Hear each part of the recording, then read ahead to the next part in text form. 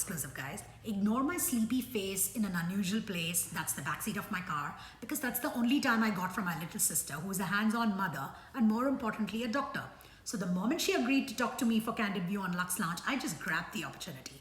So now we're going to go and meet Aarti, who's about to light up the Lux Lounge with her lively stories. Aarti, welcome, my dear. How are you? Thank you. Good. How are you? Candid View at Lux Lounge, and I'm so happy that I can talk to you at least for a longer time through this. I'm the biggest fan of Lux Lounge. So I'm like really honored that I'm a guest on the show because I have watched every episode. I am happy that I could get you on the show because you're such a busy woman. Oh, thanks. You are such a lively mother, a talented singer, dancer, last but not the least, a doctor. Oh, yeah. So, Lecham, you're one to say all of this. I should say your accolades too. no. But before I can go any further, I want you to introduce yourself to my friends who are watching you. Sure. I am Aarti. I am Lakshmi's cousin. So her dad and my dad are brothers. And, I live in Phoenix, Arizona. We moved here from Tampa, Florida about a year ago. I have two small boys, 5 and 2, Akshay and Rahul.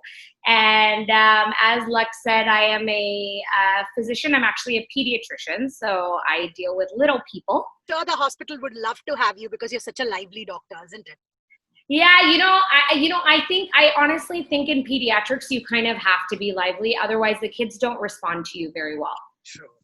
They need somebody to basically act like a cartoon character the whole visit, and then they will follow what it is you have to say. Yeah. So tell me, how does it feel getting back to work? Because you going in after a break. So I was off of work for a year. Because Rahul was still very small at that time. And, it was a new place. I wanted to settle properly. But because of Corona, I was very nervous. I was very, very scared. I still am very, very scared because there's so much about this that we don't know. And, and also it's not only yourself, you have to protect everybody at home. You have to wear all of this protective equipment that we're not used to. You come back more tired because of the fear. I mean, so it's a very different environment to be going to work in, for sure. It is. It's stressful to get dressed because, already with a small mask, you can't breathe. Putting an N95 over it, putting a mask on top, putting goggles, putting a gown, you feel so claustrophobic, basically. Oh. And then you work continuously for so many hours with that, isn't it? Yeah, I mean, generally our shifts are, between 8 and 12 hours. Oh my and some doctors are doing 24-hour shifts. So it's, they're in gear all day, every day. Really, you come back with these like lines on your face. I will say Arizona has gotten a lot better with the mask wearing. If you go to the stores now, people will wear their masks. Okay. But that's really good. And there are no words to describe the amount of hard work that you guys do. We cannot appreciate it. There's no words at all. We can never say thank you enough to you guys. You're actually in the front line of this unknown enemy, I would say. Yeah. And then, and unfortunately, a lot of the frontline workers are getting sick. I know. So, that's the other scary part of this whole thing. Exactly. And you have so much of a responsibility because Appa at home and kids at home. Yes. Appa, they're at home, they're elderly. You have to be careful. You have to be careful. Even the kids are not going to school. Like Akshay is supposed to start kindergarten and he is doing it online. He's also so that's it. The teacher is like, hi everyone, and there's like 40 kindergarten kids, hi, and nobody is like turning off their screen. Oh gosh, it's a mess. But I mean, we'll see how it goes. I don't know. We're on day 3, and I feel for the teachers as well because I know a lot of my friends are teachers as well, and it's chaotic with these Zoom calls and online classes. Yes. Everybody is pulling through this very tough time. Everybody is pulling through this tough time. And I think most people are trying to be as positive as possible. Yes. What is the most challenging part of your, when children come to you, like you're a pediatrician, right? I think the most challenging part of kids is most of them can't talk and tell you what's wrong. Yeah. So you rely a lot on the parents And the worst is the grandparents. But I mean, you rely a lot on the parents, and so you kind of have to use your a lot of judgment on physical exam and those kind of things, because I mean, it's much easier when the person that's going through the problem is able to tell you the problem rather than somebody else. Yeah, True. exactly. So tell me, how did you decide to become a doctor? So Lacham, your Tyagarajan, my dad over here, right? He has been telling everybody since before I was born that I'm going to become a doctor. So you just so even I was very unsure, because before I went into medical school, I was a business administration sort of manager for medical products at a company called Stryker.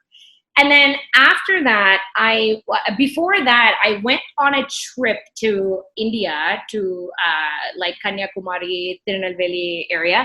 And I was in this place called Amar Seva Sangam, where I basically treated kids and helped observe kids. It was not really treated, it was more observing kids that had medical ailments. And then after that, it changed my whole mindset. Okay, so even Appa Amma will say all the time that trip really changed a lot of what I understood. Alone? Did you go there? I went by myself.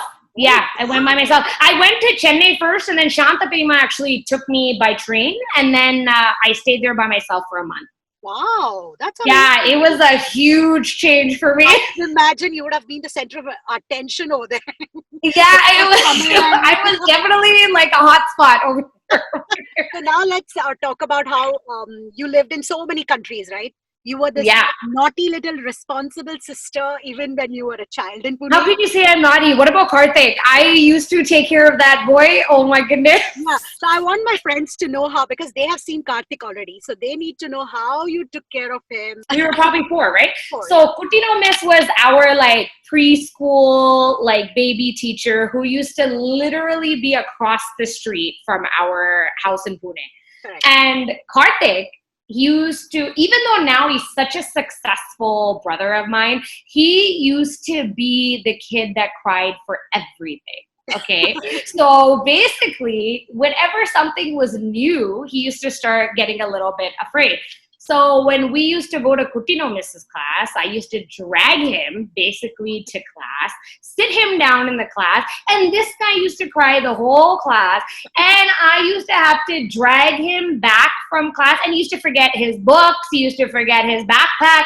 I used to come as this 4-year-old carrying all his things, all my things, and Karthik, and bringing him back to Perima. Basically. Responsible sister, though you were not much older than him, but you were really responsible at that time. Yes.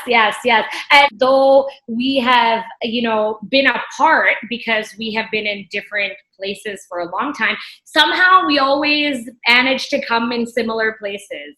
Sure. And we managed to do the same. Okay, I have to tell you a really funny story. Okay, this is a really funny story. So Karthik came to visit me in Tennessee for a holiday, okay? And this was when I was in residency in Tennessee, and Venkat was not there at this time. So he said, Aarti, why don't we spend a cousin's weekend together? Kritika's not here, Venkat's not here, we'll just hang out. I said, sure. So he comes to our house in Tennessee, where I had a roommate, but she was working. He was with his bag outside in his car. And I was standing in the house, okay, where the garage door was.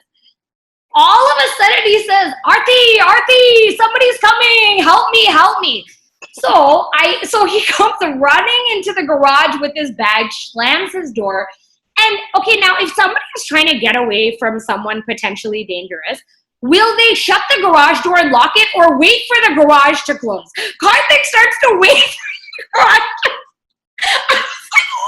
So I drag him inside, shut the door, and we lock it, okay? Then whoever that person was tried to open the door. So I was like, oh my God, Karthik, somebody is trying to open the door. We both ran into the bathroom closet, called 911, okay? 911 came to our house, and Karthik, instead of saying thank you, starts asking them why they're wasting tax dollars by bringing 5 police cars. Oh my God. And so 911 did a full search of the back of our house, of the front of our house. And then they said, we don't see anybody. So So the taking care of Karu continues forever and ever and ever. forever, I'm probably going to take care of her forever. Yeah, that's for sure. Point. Tell us your the countries that you have been staying in and your experiences there. So I mean, obviously I was born in India, and then we moved to Kenya. India. And we stayed in Kenya for about 4 years. And, I don't remember too much of Kenya, but I do remember that, I do remember some weird, like we had a watch guard and how our apartment looked and our maid Shibora. I remember those kind of things. And Shibora was a lot nicer to Ajay than me. I just wanted everyone in Lux Lounge to know that. And then from Kenya we moved to Canada. Actually, we moved to Canada in '89. So majority of my life I spent living in Canada, in Toronto, Mississauga, and Brampton. And then when I went to medical school, it was in the Caribbean, and I visited many Caribbean islands. I have visited St. Kitts, Nevis, Anguilla, St. Martin, all these kind of different places. And what do you miss traveling now? So I know I miss it so much. And then and then from there we came to the States. Okay. So now I'm going to ask you a question which I know the answer to, but I want to tell our friends about that story about April Fool's Day, which our great Chittappa made you guys on April Fool. He's terrible. I mean, he really did this, and we were crying at the end of it because we were so tense. Like, we were sleeping, and it was probably 6:30 in the morning on a weekend. And Appa came running upstairs to Ajay in my room, and he was like, guys, we've been robbed. Come running downstairs. So we just, threw the blanket off, came running downstairs. And then Appa had a laptop that he used to always keep on this table in the family room. And he had hidden that. So he said, the laptop is stolen. Do you guys know who took the laptop? And he put little footprints coming to the laptop and going out. And so he was like, you guys, we have to identify this. We have to call 911. Ajay and I started crying and weeping, like, where is the laptop? Somebody took Appa's laptop. And then he let us cry for like 10 minutes. Okay, 10 minutes is a long time. And then finally Amma was like, this is not the right, you have to tell them. And I was like, and then we both looked at him and he was like, April Fools. Oh my God. I want to know what were you thinking when he said that? Oh, I mean, I definitely thought someone had come in, taken all of Amma's jewelry, because at that time we didn't have a locker, taken all of Appa's work stuff. And then my mind thought that since Appa's going to lose his job, we have to find another house. I started going in all different directions. Overthinking, sister. Yeah, okay. And then Appa, and the worst part, he didn't even feel bad. He was laughing the whole day. He was like so excited this happened. And he was excited he fooled you guys. He was like on cloud 9 that he fooled us all. And I was like, oh God, you know what? That's it. He still tries to do really silly things, but now we've become smarter. And so, you know what, Aarti, not many of my friends know that you are a wonderful singer and a dancer. Okay. So you need to tell them, when did you start learning your beautiful singing and dancing and where? Yeah, Appa and Amma wanted me to learn music and dance because they were initially a little bit nervous that we were coming to, a North American country, and I would lose a lot of our roots and all these kind of things. So they, like a lot of the people that, live in North America, they put us in music and dance. And so I've been learning Carnatic music since I was probably like 8 or 9, and then dance for about the same, like since the same age. Yeah. So now you're a professional dancer and a singer. I don't know about professional, but I can do it to some level. Of course you're professional. I've seen your dances, so I know you're very professional. And I danced at your wedding, remember? I know. Which was most memorable in your college times? One of the funny things about college is I was so excited to move away from Amma and Appa because I was like, oh, I'm going to be independent. I'm going to do everything by myself. And then starting second year, I used to bring all my laundry back home. I used to come home for some sambar sadam, rasam sadam, type sadam every weekend. Amma's like, why am I paying money for you to live on this campus if you're gonna keep coming home to our house? But I think one of the best things about college was having some sort of independence and learning how to be responsible with that independence. I think that was the best thing. So you stayed by yourself in the Caribbean, right? In the Caribbean, also I stayed by myself. Yeah. I stayed in an apartment. Yeah. And then Amma Appa visited a couple of times as a vacation to come to the Caribbean. But I mean, one of the most memorable things I remember about being at the Caribbean is having the unique experience of being on an island. So I used to love like jet skiing and sitting by the ocean and those kind of things that you wouldn't get to experience otherwise. One of the things which I really admire about you is that yours was actually an arranged marriage, right? Yes. Yeah. So it was something which was, I think, not many people would expect, like, because you were in North America, and like that they think that possibly it wouldn't go for another. And now with this Indian matchmaking, have you seen the Netflix series? Oh God, Miss Seemanti. Yeah, everybody is talking about it. It seems that it is about like arranged marriage. So tell me, how did your arranged marriage come up through? Like, so we both met through the online bharatmatrimony.com. Okay. Yeah. So this is like a running, so Venkat's sister, Bhavna, my sister-in-law, this is like a running joke for her. She finds it's like so funny, right? Because we're both born in, I was born in India, but basically raised in North America my whole life. And he was born and raised here. So, Amma Appa were, I was doing a clinical rotation, and Amma Appa were saying, this is kind of the time to look. And I was like, oh, it's scary, right? Because I don't know how exactly it's going to work. So then eventually we saw Venkat's profile. Firstly, let me tell you what Appa was showing me, in the beginning. He was showing me people that he knows are never going to work. Like, it's just never going to work. And he would send me the photo, and I would send him horrible emails back. I would be like, Appa, you married. When I saw Venkat's picture, his picture was like this little guy on a mountain. So you couldn't even see his face. So I was like, oh my gosh, like, how come he's not showing his face properly? So then finally, we both kind of, he agreed to meet me, and then I agreed to meet him. And he met me in Washington, D.C. while I was doing a rotation. And we met on August 1st. And August 2nd, he basically said, okay, are you ready to get married?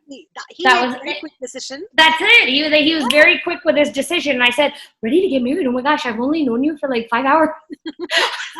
And then finally, and then shortly after that, we got engaged. We probably got engaged, a month after that. Okay.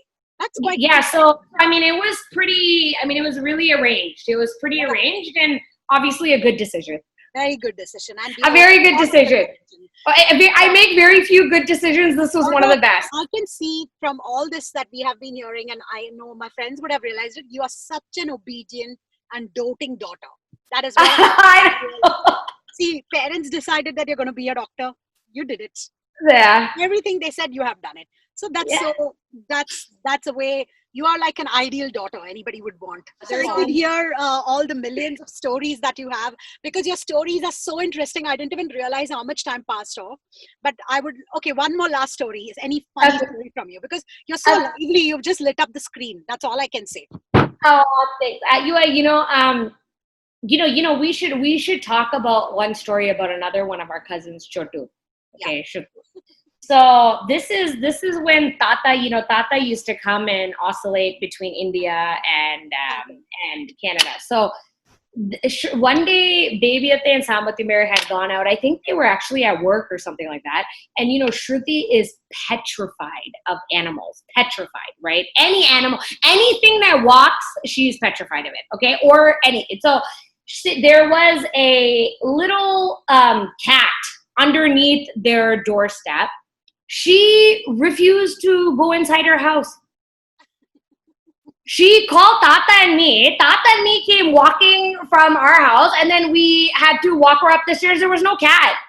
It was like in another house. She saw it from passing and asked us to, oh my God.